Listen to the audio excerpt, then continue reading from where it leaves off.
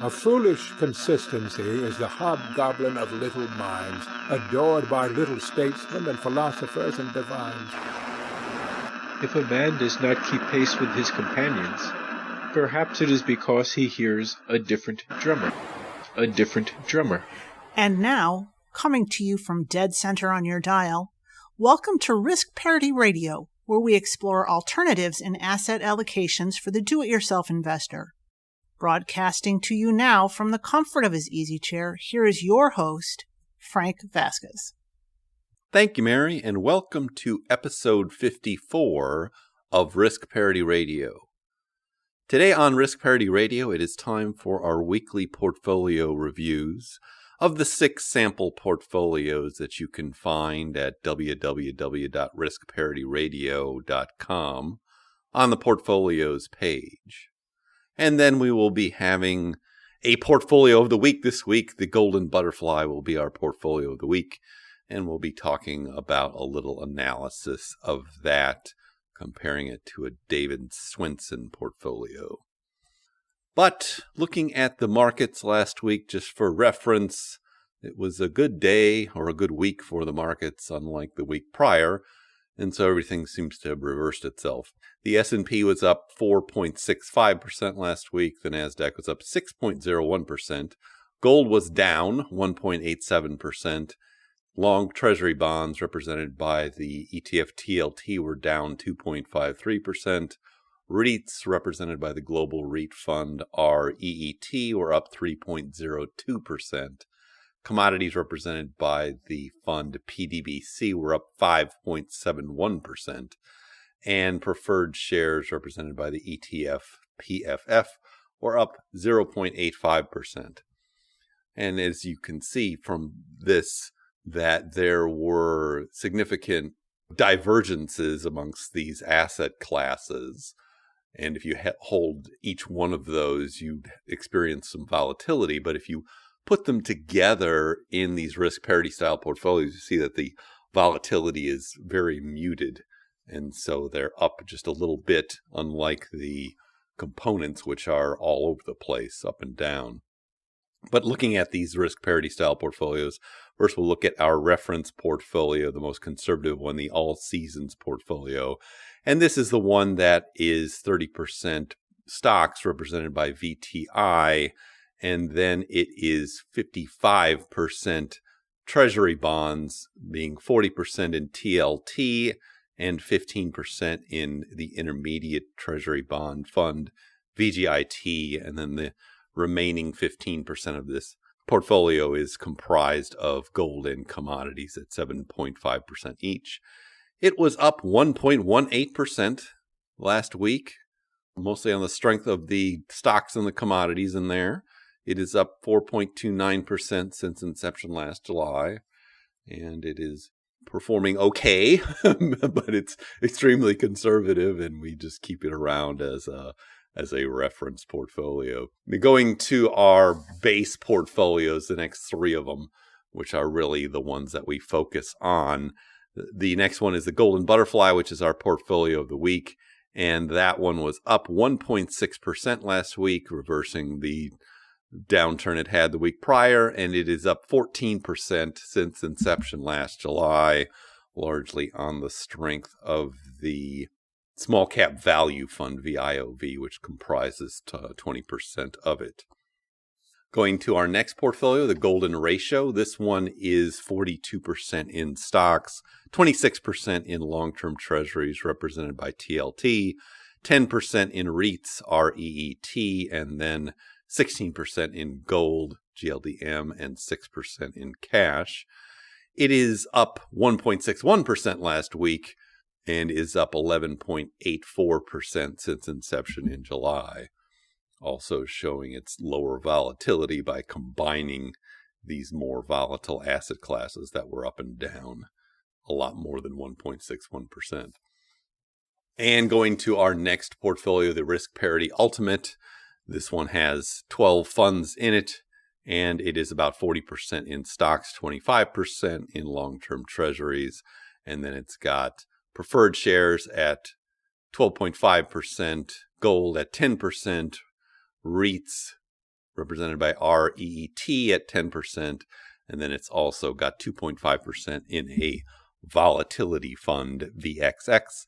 And it was up 1.54% for the week and is up 11.04% since inception in July. So a nice rebound from the prior week and showing that low volatility that we like to have in a risk parity style portfolio.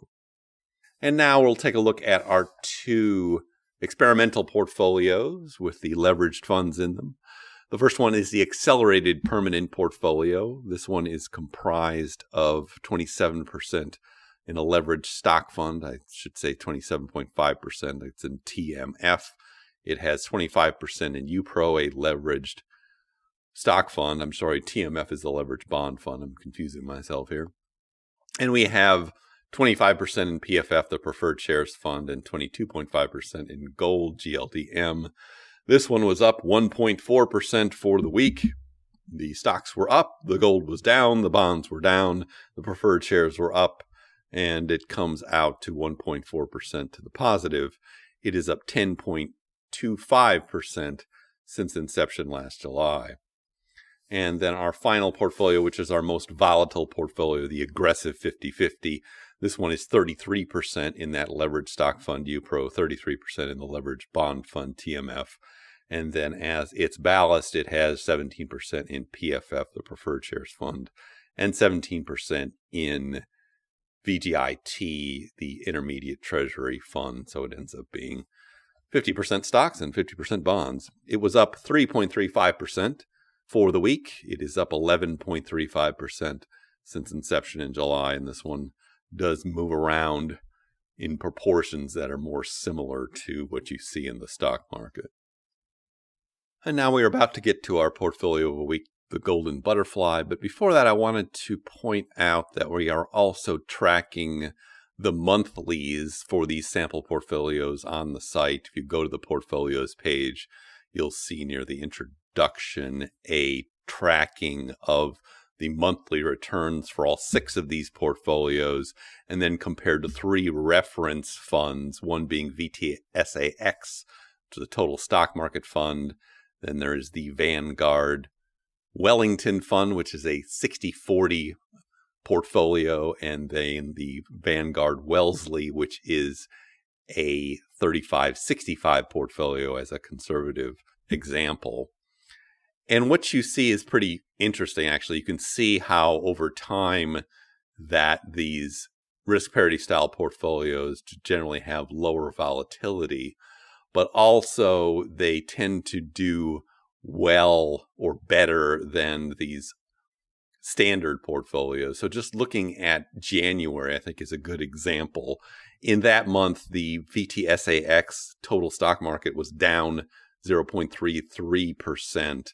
The Vanguard Wellesley was down, the Wellington was down 1.15%, and the Wellesley was down 1.28%. And if you look at our baseline risk parity style portfolios, the Golden Butterfly, Golden Ratio, and Risk Parity Ultimate, you see the Golden Butterfly was actually up last month, 0.25%, and then Golden Ratio was down 0.77, and Risk Parity Ultimate was down 0.95. So is doing better than the comparison portfolio, which is that Wellington fund or portfolio. And that's generally what you will see over time with these kind of portfolios. Where they really come out ahead is in the bad months, generally, that the diversification or added diversification of them tends to smooth out those downturns, if you will. And that's ultimately why they succeed. And you'll see this also in the analysis or running of the Golden Butterfly today. And now turning to that analysis, we decided to take the Golden Butterfly and compare it to a David Swensen portfolio. We took this portfolio off of Portfolio Charts, and it comes out of a book written by David Swensen. David Swensen is the manager of the Yale Endowment Fund, so he is a very experienced practitioner and constructor of portfolios. This is a portfolio that he recommends for individuals in a book, which is also identified on that website. I will link to that in the show notes, so you can take a look at what it says there about that portfolio. But that portfolio is comprised of 30% stocks. We used VTI for that. 15% international stocks, and we're using VGTSX for that in our analysis. It's got 5% in emerging markets. That's VEIEX, the Vanguard Emerging Markets Fund we're using for that. And then it's also got 20% in REITs. We're using VNQ for that. And that is 70% essentially in stocks or stock-related kinds of funds. And then it's got the remaining 30% in bond funds. And that's divided into TIPS, 15% in that, TIP, and 15% in intermediate treasuries, represented by the fund IEF. Now, we are comparing that to our Golden Butterfly portfolio. Our Golden Butterfly portfolio is 40% stocks, 40% bonds, and 20% in gold. In the stock portion of that, it is 20% in the total stock market fund, VTI, and then 20% in a small cap value fund.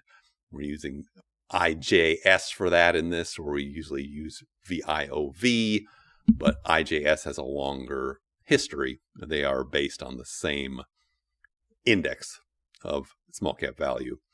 And then on the bond side of this, it is divided into 20% long-term treasuries represented by TLT and 20% short-term treasuries represented by SHY, which are very cash-like in their performance. So we went ahead and ran an analysis of this over at Portfolio Visualizer, which we will link to in the show notes just to compare these two portfolios. Now, the data we had available only goes back to 2004 for these two portfolios. So, this does tend to favor actually the Golden Butterfly in this circumstance, simply because those international funds have not had a good time over the past 15 or 16 years. But I think this is instructive for a couple of other reasons. Just looking at the basic portfolio returns analysis here, the compounded annual growth rate for the Golden Butterfly over this period since 2004 was 8.03%, with a standard deviation of 7.53%. You compare that to the Swensen individual portfolio, the compounded annual growth rate was lower. It was 7.79%, but the standard deviation was higher, meaning it's more volatile at 11.5%. And you can see also the volatility reflected in the best and worst years for these portfolios. For the Golden Butterfly, the best year was 18.03%. The worst year was minus 4.18%. For the Swensen individual portfolio, that was a best year of 24.34%, but a worst year of negative 25.06%. So you can see that's a big difference in volatility between these two portfolios.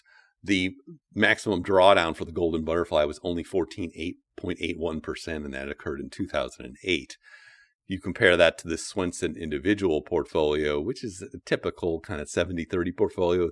That was down at a maximum drawdown of 40.64%. So you can see holding that kind of portfolio is a much bumpier ride than something like the Golden Butterfly, which is better diversified. And that's reflected then again in these Sharpe ratios, which is a risk-reward measure for this period. The Sharpe ratio for the Golden Butterfly was 0.90, and the Sharpe ratio for the Swensen was 0.60. So it's a significantly better performance there. The Sortino ratio was also in favor of the Golden Butterfly, 1.46 for the Golden Butterfly and 0.86 for the Swensen individual.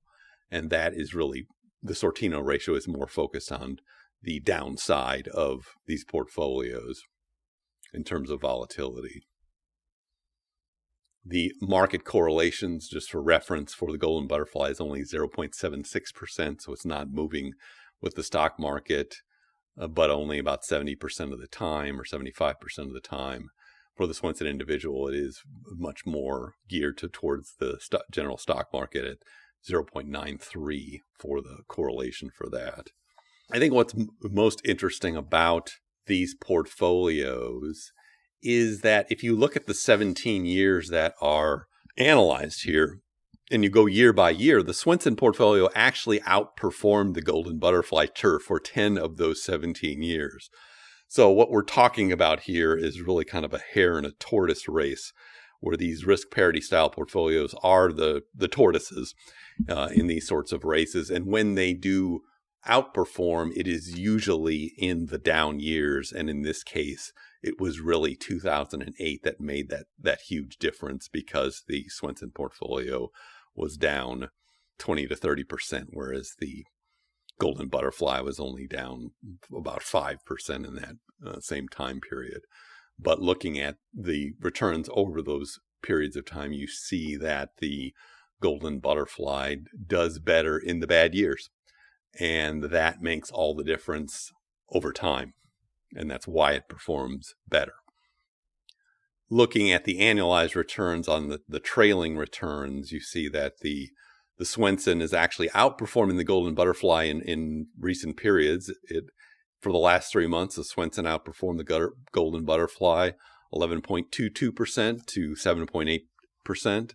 Year to date, the Golden Butterfly is down 0.18%, and the Swensen's only down 0.09%.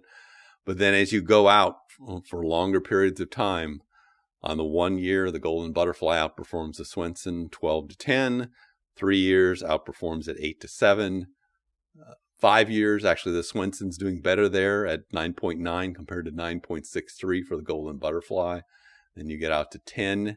The Swensen's ahead there because we had a good decade for stocks. And so it is 8% for the Swensen and 7.8% for the Golden Butterfly. But then you get out to that full period, which includes that big downturn in 2008, and the Golden Butterfly is ahead of the Swensen 8% to 7.79%.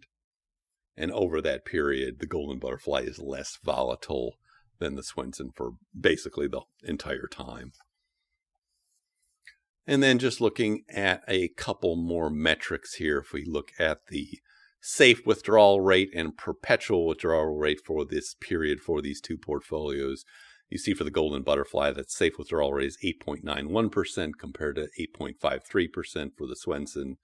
And it is 5.37% on the perpetual withdrawal rate for the Golden Butterfly versus 5.17% for the Swensen. And again, you see the Golden Butterfly is better on that metric simply because it is less volatile and hangs in better there in the bad periods like in 2008.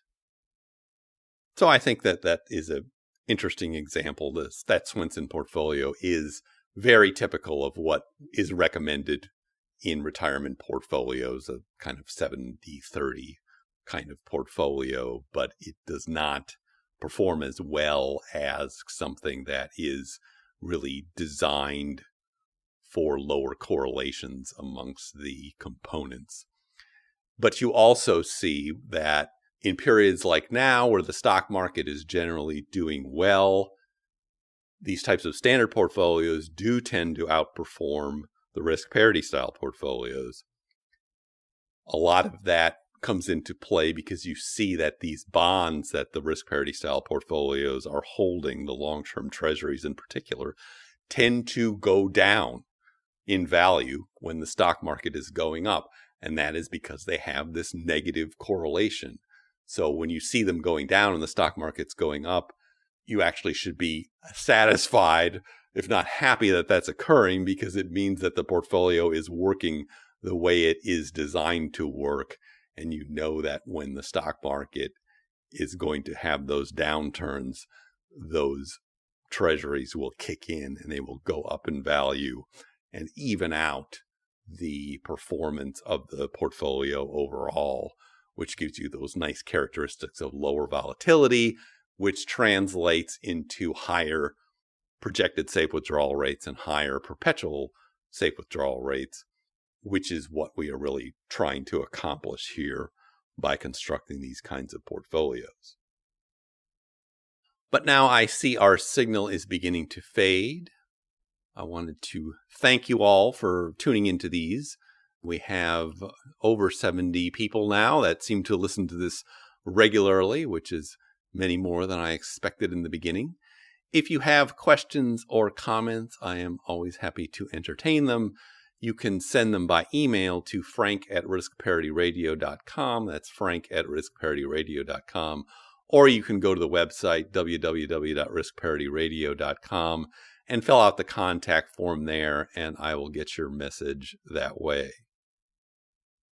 Thank you for tuning in. This is Frank Vasquez with Risk Parity Radio, signing off. The Risk Parity Radio Show is hosted by Frank Vasquez. The content provided is for entertainment and informational purposes only and does not constitute financial, investment, tax, or legal advice. Please consult with your own advisors before taking any actions based on any information you have heard here, making sure to take into account your own personal circumstances.